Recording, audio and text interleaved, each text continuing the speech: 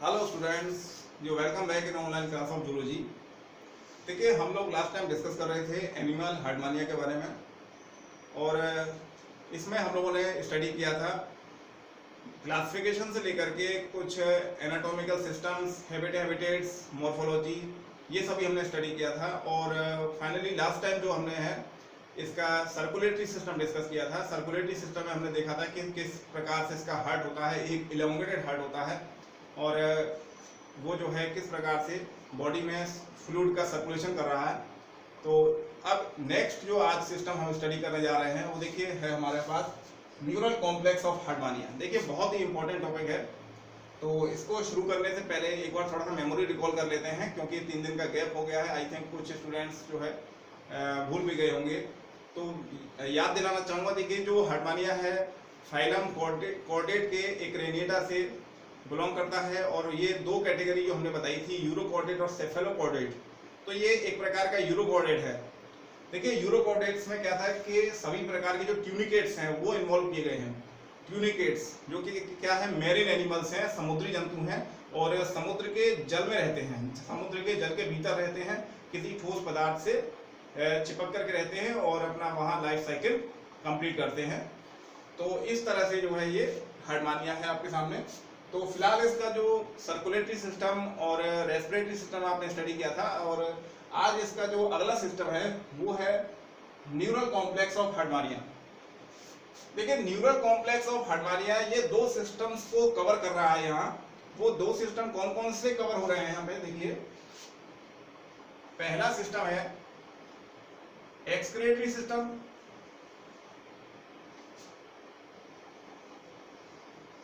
Excretory system, और दूसरा system जो है वो नर्वस सिस्टम।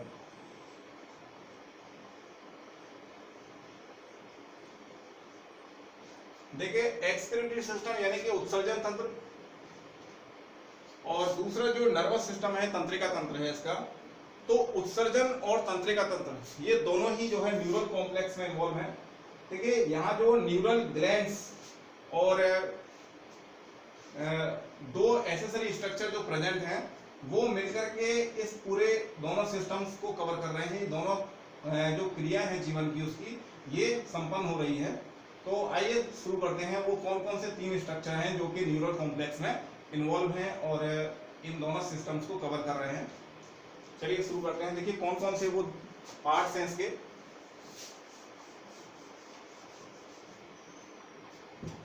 देखिए, न्यूरल कॉम्प्लेक्स को जो है बेसिकली 3 पार्ट्स में डिवाइड किया गया है। यहाँ पे अच्छे से देख लीजिए एक बार। न्यूरल ग्लैंड्स,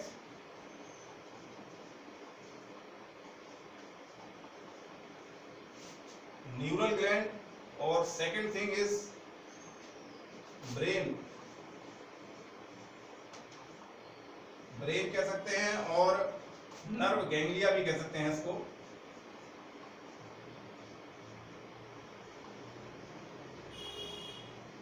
नर्व गैंग्लिया भी कह सकते हैं इसको।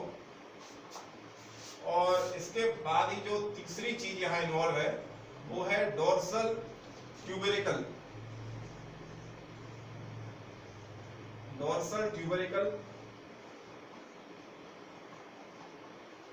Dorsal tubercle. तो इस तरह से ये तीनों चीजें जो है कवर कर रही हैं न्यूरल कॉम्प्लेक्स को। अब देखिए, यहां कौन कौन सी चीज क्या क्या काम करेगी।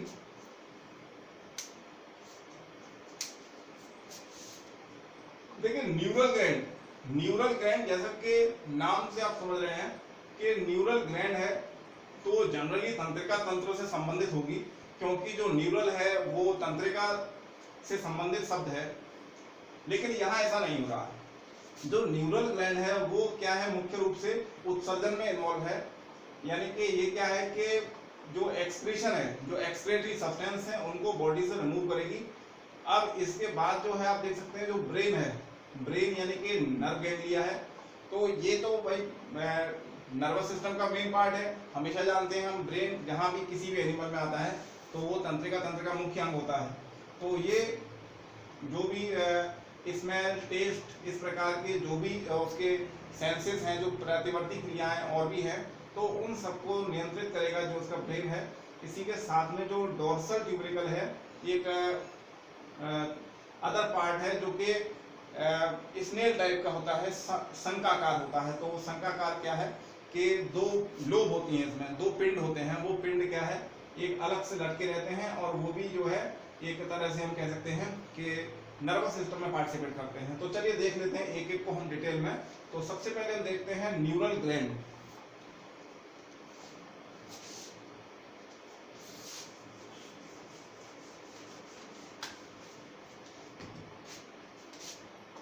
देख लेते हैं सबसे पहले हम न्यूरल ग्लैंड।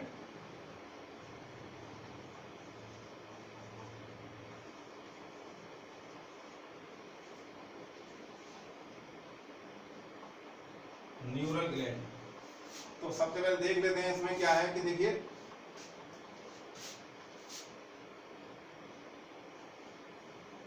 दास 1936 के अकॉर्डिंग जो है ये क्या है,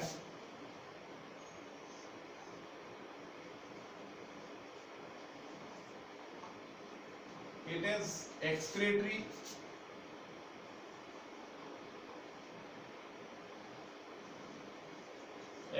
unit of body. It is excretory unit of body, यानी कि उत्सर्जन का एक पार्ट है। तो कहने का मतलब क्या है कि जंतु में जो उत्सर्जन हो रहा है वो इसके माध्यम से हो रहा है, न्यूरल ग्लैंड के माध्यम से हो रहा है। ये उत्सर्जन के लिए उत्तरदायी है, आवश्यक है। सेकेंड थिंग जो है आप कह सकते हैं इसको, यह मस्तिष्क के ठीक ऊपर मिड वेंट्रल टेक्स्ट में धसा रहता है। This is present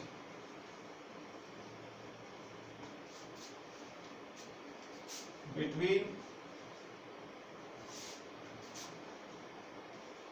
mid dorsally. ठीक है, तो हम कह सकते हैं कि it is present between the mid dorsally. तो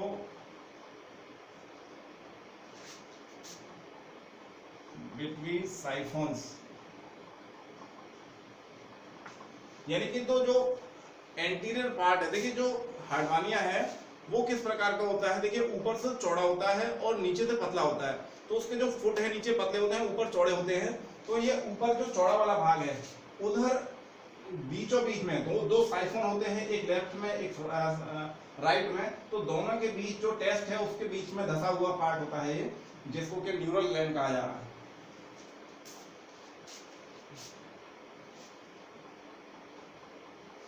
इसके बाद हम नेक्स्ट चीज देख लेते हैं। This is it is 4 millimetre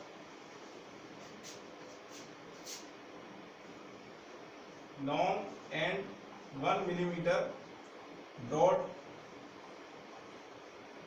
in shape and size. तो कहने का मतलब क्या है कि इसका जो भौतिक रूप है, जो फिजिकली आप इसको देखेंगे तो ये क्या है कि 4 मिलीमीटर लंबा है और 1 मिलीमीटर चौड़ा है, ब्रॉड है उसकी आकृति और आकार में। तो इस तरीके का इसका शेप होता है। अभी डायग्रामेटिकली हम समझेंगे, डायग्राम बना करके भी इसको हम समझेंगे। तो फिलहाल देखेंगे कि ये इसका जो है शेप और साइज होता है। इसी के बाद हम देखेंगे जो कलर है इसका, वो कलर कैसा होता है। Colour is brown. तो ब्राउन होता है, यानी कि कलर जो है एक भूरा होता है, भूरा कलर जिसको हम कहते हैं। तो ना तो व्हाइट है, और व्हाइट और रेड के बीच का जो कॉम्बिनेशन होता है वो भूरा कलर जिसको हम कहते हैं, वो उस टाइप का इसका कलर होता है। तो इस तरीके का देखने में आपको ये दिखेगा मॉर्फोलॉजिकली। और फंक्शन के और उसके बेस पे आप देखेंगे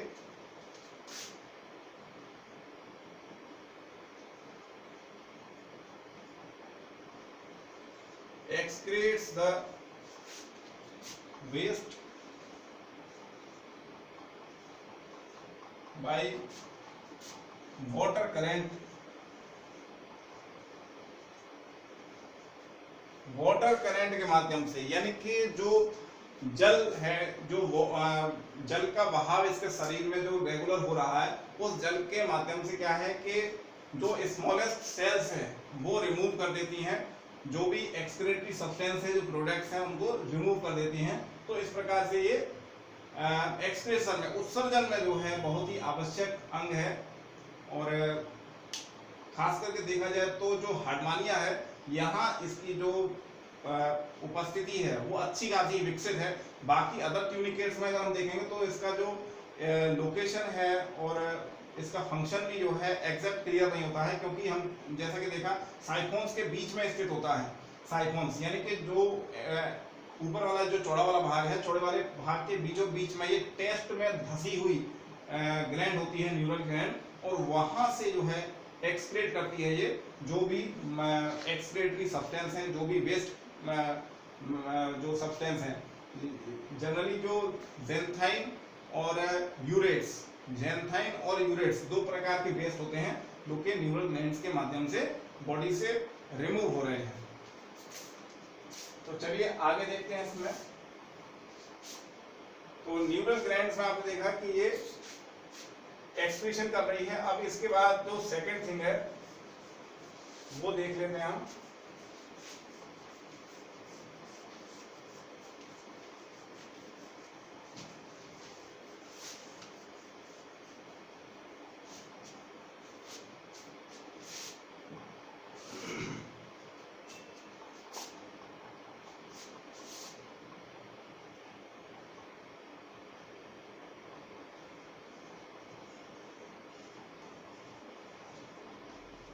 physiological role,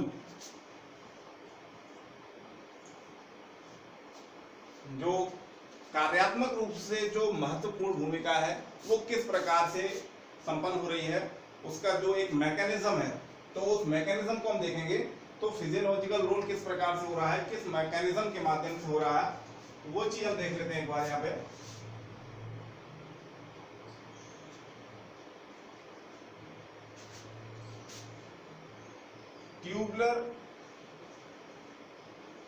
tubular structure, tubular structure of gland have two kinds of cells। देखिए दो प्रकार की कोशिकाएं हैं यहाँ पे, यानी कि जो ग्लैंड का जो नीचे जो ट्यूबरिकल पार्ट है, तो जो ट्यूबुलर पार्ट है, वो ट्यूबुलर पार्ट जो नलिका युक्त जो भाग है, वो नलिका युक्त भाग क्या है कि दो प्रकार की कोशिकाओं से बना हुआ है। तो वो दो प्रकार की सेल्स कौन सी हैं? एक तो जो है इसमें स्फेरिकल सेल्स होती हैं, स्फेरिकल सेल्स हैं, और दूसरी क्या है, स्मॉलेस्ट सेल्स होती हैं। तो जो एक्सक्रीशन जो हो रहा है, उत्सर्जन जो हो रहा है, वो इन वाली सेल्स के माध्यम से हो रहा है। देखिए मैंने जैसा बताया था कि जो वेस्ट प्रोडक्ट है, जो उत्सर्जी पदार्थ है, वो इन सेल्स के माध्यम से रिमूव किए जा रहे हैं। एक्चुअल में ये जो स्मॉलेस्ट सेल्स हैं ये कलेक्ट करती हैं जो भी वेस्ट हैं, ज़ैंथाइन्स या यूरेट्स प्रकार के जो भी वेस्ट हैं, उन उत्सर्जित पदार्थों को एकत्रित करती हैं स्मॉलेस्ट सेल्स दानों के रूप में।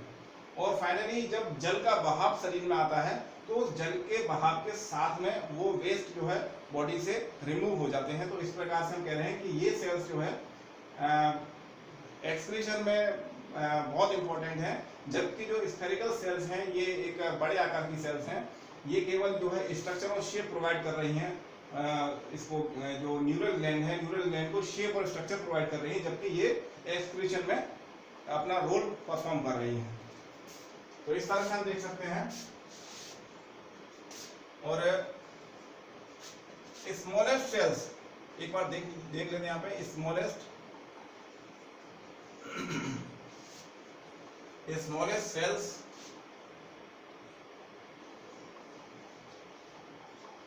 removes xanthines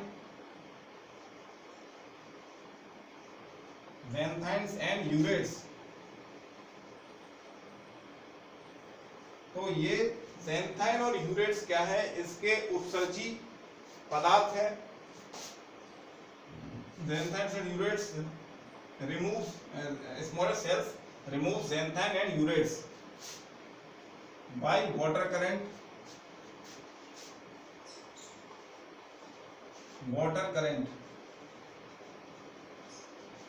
ठीक है, तो जल के माध्यम से जो जल जो शरीर में बह रहा है भाई, जो मैरीन एनिमल है, जलीय प्राणी है, तो जनरल सी बात है कि जल उसके शरीर में प्रवेश करेगा। और यूरोकॉर्डेट्स है, तो यूरोकॉर्डेट्स के जो ट्यूनिकेट्स हैं, इनकी बॉडी में जो रेस्पिरेशन है वो जल के माध्यम से होता है। तो कहने का मतलब ये है कि जल इनके शरीर में रेगुलर एंट्री करता है। एक वाटर का जो है एक बहाव बना रहता है इनके शरीर में, तो उस बहाव के माध्यम से क्या है कि एक्सक्रीशन संपन्न होता है। तो ये एक्सक्रीटरी सब्सटेंस उस समय बॉडी से रिमूव हो जाते हैं। तो इस तरह से हम देख सकते हैं कि ये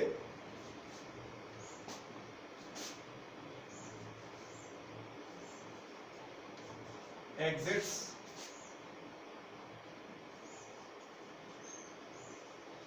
excretory substance in water। तो जल के माध्यम से जो उत्सर्जी पदार्थ हैं वो मुक्त हो जाते हैं। तो हमने देखा न्यूरल ग्लैंड से इस तरह से उत्सर्जन हो रहा है और उत्सर्जन की क्रिया जो है पूर्ण हो रही है। तो हम देखेंगे न्यूरल ग्लैंड, ये एक न्यूरल कॉम्प्लेक्स का फर्स्ट पार्ट था। अब हम देखते हैं, चलिए सेकंड पार्ट यानी कि जो इम्पोर्टेंट पार्ट है नर्वस सिस्टम का पार्ट है।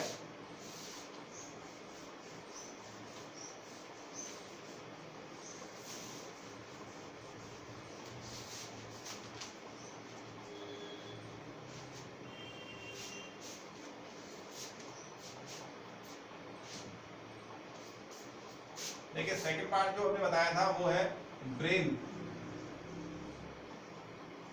देखिए बहुत ही इंपॉर्टेंट पार्ट है, नर्वस सिस्टम से रिलेटेड है।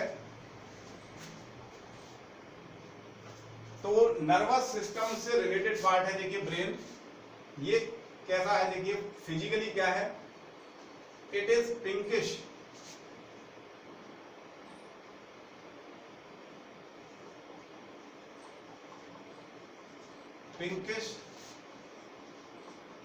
Solid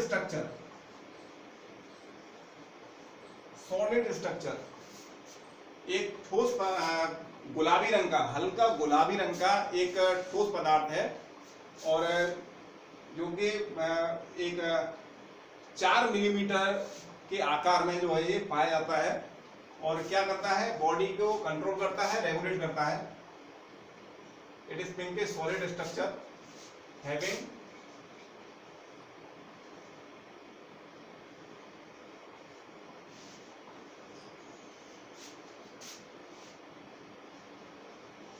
four millimetre long. इसके बाद दूसरी चीज हम देख लेते हैं यहाँ पे, it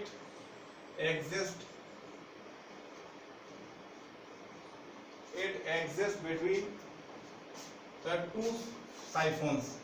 It exists between the two siphons.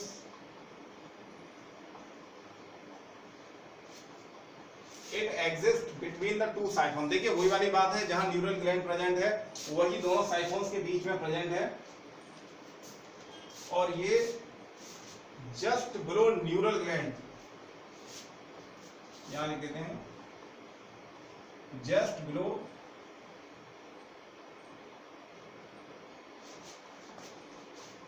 Neural gland.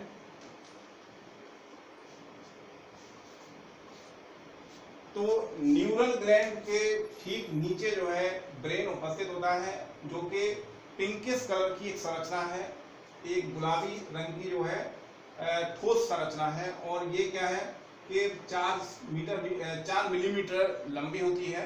तो हम इसको जो है देख सकते हैं कि दोनों साइफोन्स के बीच में जो है ये ठीक न्यूरल ग्रंथि के ठीक नीचे उपस्थित होती है, और प्रतिवर्ती क्रियाओं को नियंत्रण करती है, और साथ ही साथ जो है प्रवेश करने वाले जल, जो भी शरीर में जल प्रवेश कर रहा है, उस जल का जो है स्वाद और उसका जो भी फिजिकल और केमिकल नेचर है उसको ज्ञात करती है, और इस तंत्र के माध्यम से जो है ये फाइंड आउट किया जाता है, डिसाइड किया जाता है कि जो भी कंटेंट बॉडी में एंटर हो रहा है वो फेवरेबल है या अनफेवरेबल है।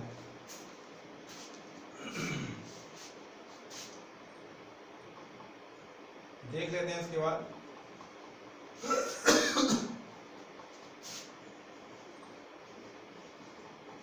Brain is prepared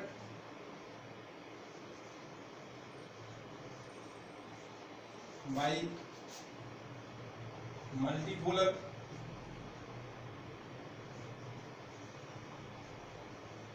and bipolar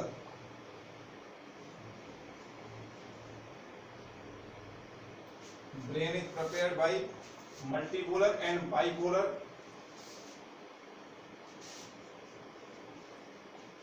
neural sales. तो यहाँ पर हम देखेंगे कि जो तंत्रिका कोशिका यानी कि जो ब्रेन की जो संरचनात्मक इकाई है वो क्या है, दो प्रकार की कोशिकाओं से मिलकर के बनी है, मल्टीपोलर और बाइपोलर नर्वस सेल्स यानी कि न्यूरल सेल्स। इसी के साथ में हम देखेंगे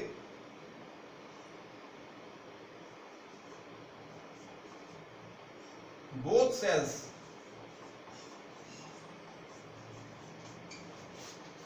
regulates both cells regulates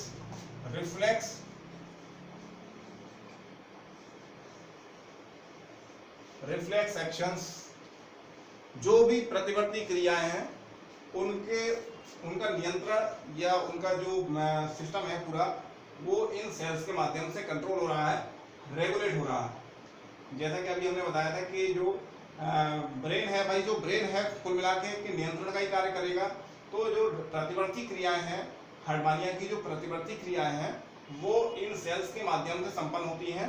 ये किसी भी अनफेवरेबल एनवायरनमेंट को इजीली इन सेल्स के माध्यम से पहचान लेता है, और ये सेल्स उस एनवायरनमेंट को पहचान करके, उस स्टिमुलस को पहचान करके उसके अकॉर्डिंग जो है अपना एक्शन लेती हैं।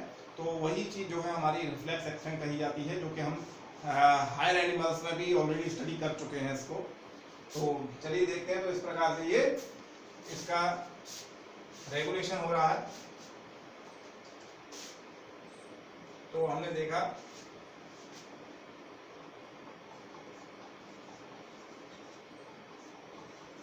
these cells also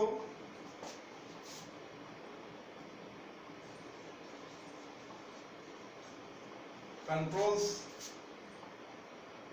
internal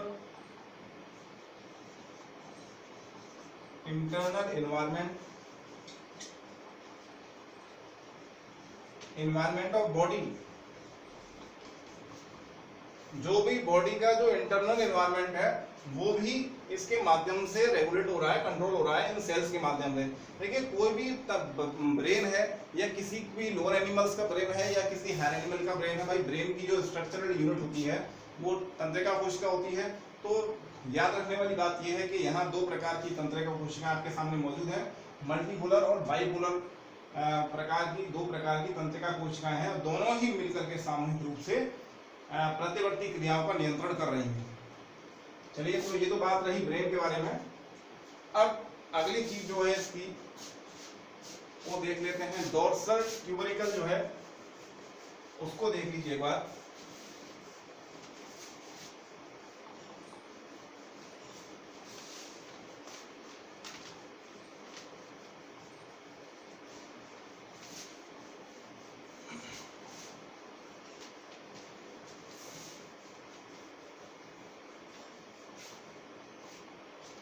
तो देखिए न्यूरल कॉम्प्लेक्स का थर्ड पार्ट है वो है डोर्सल ट्यूबरिकल।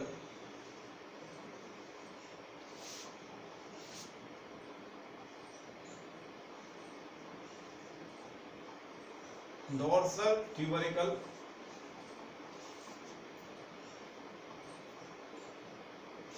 देखिए डोर्सल ट्यूबरिकल तो ये क्या है, एक हैंगिंग लाइक स्ट्रक्चर है जो कि लटकी हुई संरचना होती है। ठीक है, सबसे ऊपर जो है न्यूरल ग्लैंड, और न्यूरल ग्लैंड के नीचे है आपका जो हार्डमानिया का ब्रेन है, और ब्रेन के नीचे एक स्नेल जैसी एक शंखाकार संरचना में दो पिंड युक्त संरचना है जिसको कि हम डोर्सल ट्यूबरिकल कह रहे हैं। ये भी तंत्र का ही एक अंग है। चलिए देख लेते हैं इसको।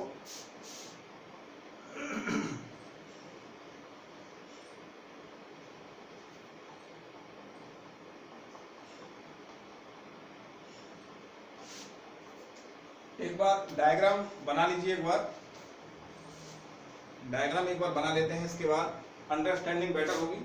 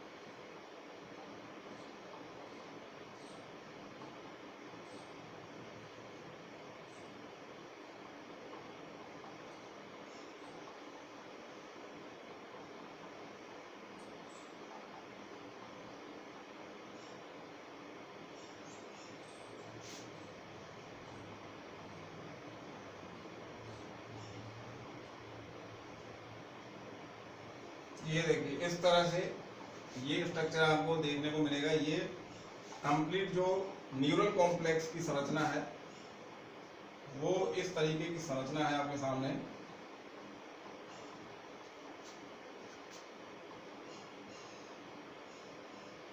तो ये देख सकते हैं हम डोर्सल ट्यूबरिकल,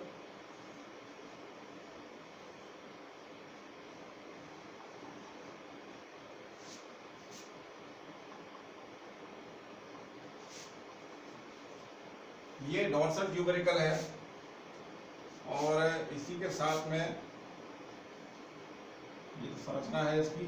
और ये जो है नर्व गैंग्लियन, देखिए यहाँ जो है इसको नर्व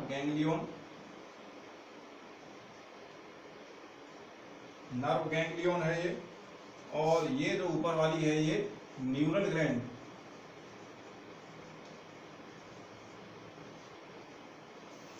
तो ये स्ट्रक्चर्स जो है इस तरह से यहाँ मौजूद हैं। ये देखिए इस तरह से।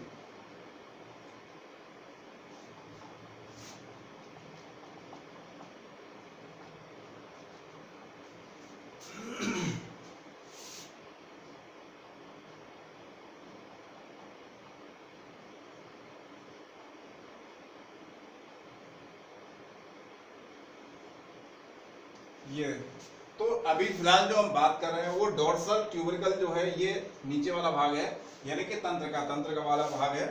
ठीक है, याद रख लेंगे इसको थोड़ा सा।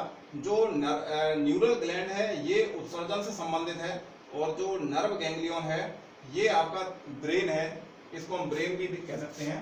नर्व गैंग्लियन कह लीजिए, नर्व गैंग्लिया या ब्रेन, कुछ भी कह सकते हैं, एक ही बात है। देखिए ब्रैकेट में लिख दिया है ब्रेन। ठीक है, तो इस तरह से सबसे ऊपर न्यूरल ग्लैंड, उसके नीचे नर्व गैंग्लियन यानी कि ब्रेन है, और सबसे नीचे जो है dorsal tubercle.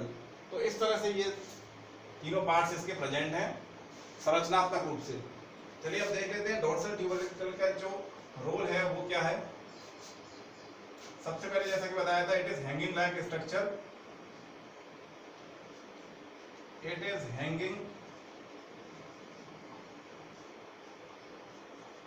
Like structure,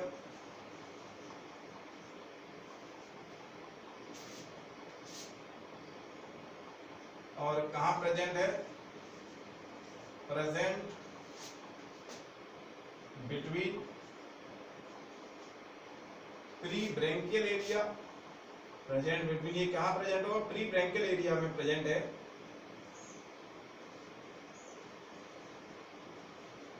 pre branchial area. तो देखिए लटका हुआ, लटकी हुई संरचना है, देखिए आप देख रहे हैं यहाँ पे ये लटकी हुई संरचना है, कोई प्रॉपरली एग्जिस्ट नहीं है, कहीं जो है किसी ठोस ऑब्जेक्ट से सटी हुई नहीं है, ये एक लटकी हुई संरचना है। और बाई लोब किस प्रकार की है, बाई लोब है, तो यहाँ मेंशन कर देंगे इस तरह से, it is made up of two snail like lobe, it is made up, it is structurally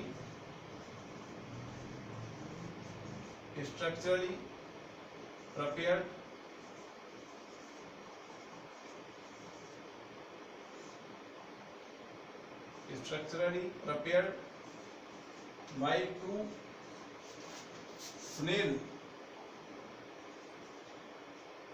snail like lobe. ठीक है, तो ये देखिए जैसे कि ये लोब है, ठीक है, तो ये दो स्नेल लाइक जैसी लोब की, जैसे कि शंखाकार जो लोब है उनकी तरह पिंड, शंखाकार पिंडों की बनी हुई संरचना है। तो इस शंखाकार पिंड जो है आपको इस तरह को देखने को मिलेंगे, और ये दोनों शंखाकार पिंड जो है इस पूरे डोर्सल ट्यूबरिकल में प्रेजेंट होते हैं। दोनों का साइज जो है जनरली सेम होता है, कोई छोटा बड़ा नहीं होगा, दोनों का आकार जो है लगभग समान प्रकार का होता है। इसके बाद देखेंगे इसकी खास बात जो है वो ये है, इट हैज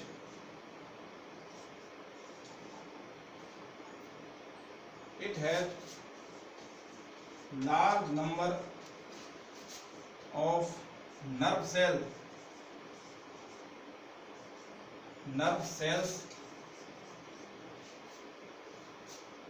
तंत्रिका कोशिकाओं की एक बहुत बड़ी संख्या इसमें पाई जाती है।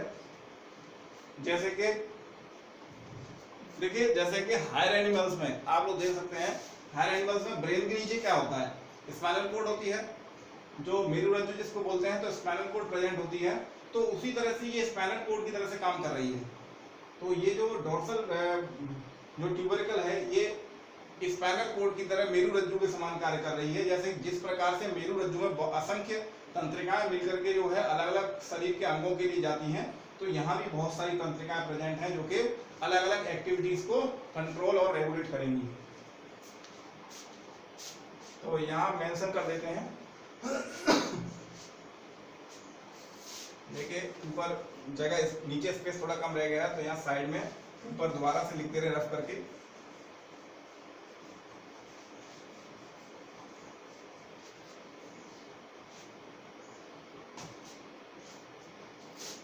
अब देखिए यहाँ पर हम देखेंगे अगली चीज क्या है, इट टेस्ट द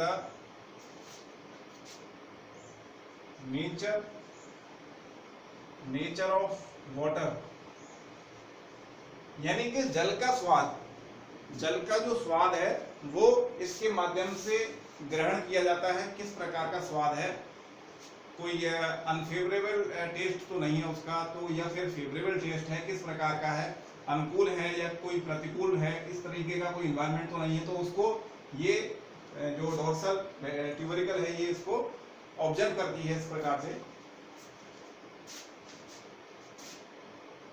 इसी के साथ देखेंगे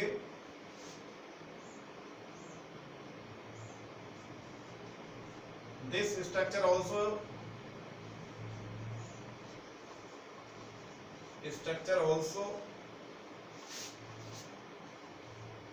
examine the smell। देखिए जो ऑल्फैक्टरी लोब वाला कार्य है, जैसे कि मस्तिष्क में जो ऑल्फैक्टरी लोब का कार्य होता है वो भी यहाँ इसके डोर्सल ट्यूबरकल के माध्यम से हो रहा है। तो किस प्रकार की गंध है, जो भी फेरिंग्स में जो जल प्रवेश कर रहा है उसमें गंध किस प्रकार की है, उसका स्वाद किस प्रकार का है। तो इस तरीके की जो बातें हैं वो सब इसके माध्यम से ज्ञात की जाती हैं, इस डोर्सल ट्यूबरकल के माध्यम से ज्ञात की जाती हैं। तो इस तरह से इसको हम आइडेंटिफाई कर सकते हैं। नेक्स्ट चीज आप इसमें देख लेंगे जो कि इसको हम कह सकते हैं कलेक्टिवली टर्म में complete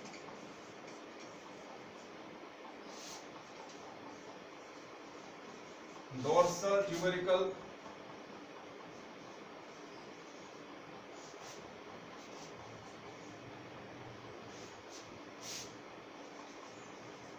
act as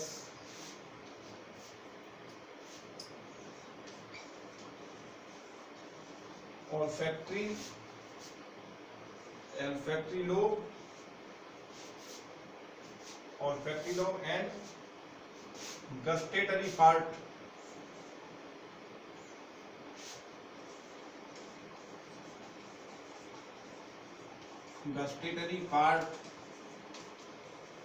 of nervous system।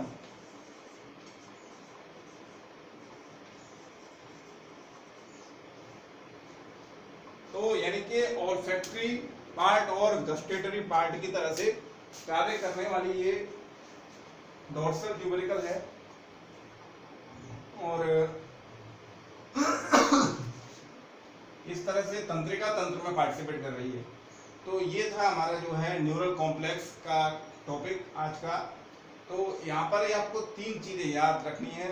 एक समरी के बेस में दोबारा से डिस्कस कर ले रहे हैं, दोबारा से बता दे रहे हैं समरी के बेस में कि तीन ही चीजें आपको याद रखनी है। सबसे पहले जो न्यूरल ग्लैंड है, न्यूरल ग्लैंड जो कि उत्सर्जन में कार्य कर रही है, कोई इतना मुश्किल नहीं है। एक बार गहराई से एक बार स्टडी करेंगे तो याद बना रहेगा। वो तीन पार्ट आपको याद रखने हैं। न्यूरल ग्लैंड उत्सर्जन में कार्य कर रही है, और सेकंड पार्ट जो कि ब्रेन है, जो कि तंत्रिका तंत्र का मुख्य भाग है, जो कि समस्त बॉडी की एक्टिविटीज को, कंप्लीट एक्टिविटीज को कंट्रोल कर रहा है, रेगुलेट कर रहा है, इन्वायरमेंट को मेंटेन कर रहा है। बॉडी का जो हार्मोनिया का जो भी इन्वायरमेंट है, जो भी उसकी बॉडी का जो मेटाबॉलिज्म है, उसको मेंटेन कर रहा है।